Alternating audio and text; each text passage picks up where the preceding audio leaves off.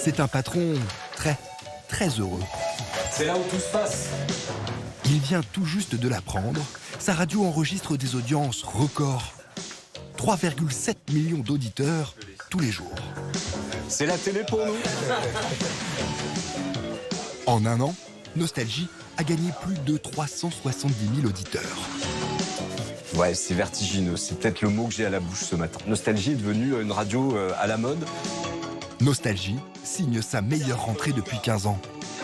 Je suis persuadé que le vintage et la nostalgie, mais la nostalgie positive, pas mélancolique, sont deux notions qui sont vraiment dans l'air du temps. Et je crois que les gens en ont vraiment besoin. Un beau refuge douillet, ouais.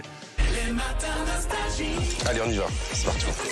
Salut tout le monde, c'est Nostalgie qui vous réveille. Bonjour Sandy. Bonjour Philippe, bonjour tout le monde, bon réveil. C'est l'un des cartons d'audience de la station. La matinale, présentée depuis 12 ans par Philippe et Sandy. C'est Stevie Wonder sur Nostalgie. 3 heures d'antenne, en direct, rythmée par les plus grands tubes des années 80 et 90.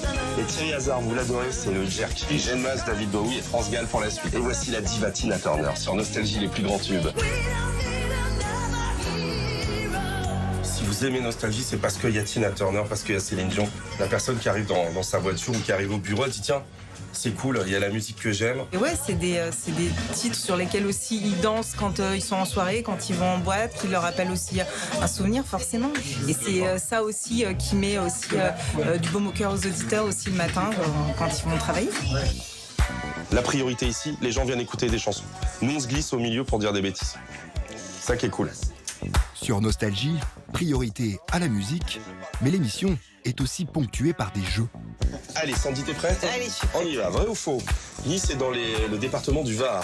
Faux. Comment s'appelle l'acteur qui joue Neo dans la saga Un Matrix? poisson. Quelle était la faiblesse? Comment s'appelle l'acteur qui joue Neo dans la saga Matrix? Un poisson? C'est un Nurise.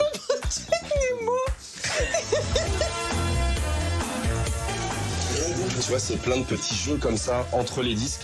On casse pas le rythme de la musique. On reste, on a fait quoi, 2 minutes 2 minutes 05, c'est rien du tout. Hein. Et hop, on est déjà sur un autre titre. Et pourtant, il s'est passé des choses. 8h10 sur Nostalgie. Avec Céline Dion, les plus grands tubes. Philippe et Sandy à la manœuvre, totalement libres, sauf pour le choix des musiques diffusées à l'antenne. Ah ouais, non mais ça c'est travaillé en amont par un service de 400 personnes. La musique c'est très travaillé. Bah oui, c'est sûr. Alors, réalisé. En réalité, chez Nostalgie, les choix des titres reposent sur les épaules d'un seul homme, Sébastien Prévost, le programmateur musical de la station depuis 20 ans. Ah, j'adore ma radio. Et pour le choix des morceaux diffusés à l'antenne, rien n'est laissé au hasard. Ah, mais c'est hyper réfléchi.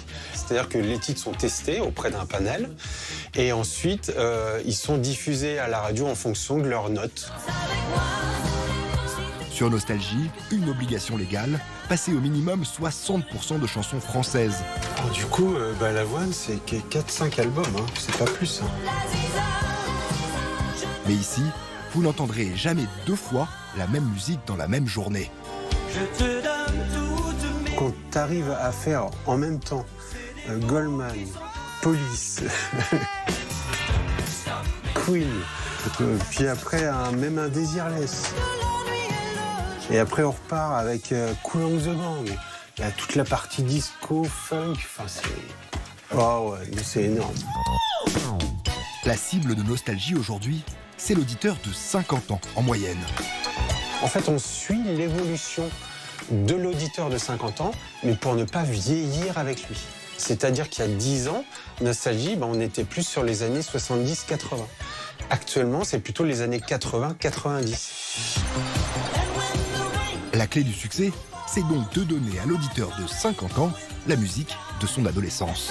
C'est là où on se détache de la musique de ses parents. C'est là où on a ses premiers amours, les premiers slows. Et c'est là où on se construit en fait pour l'avenir. Et nous, la musique que l'on diffuse, par rapport aux gens qui ont 50 ans, c'est leurs 13-20 ans.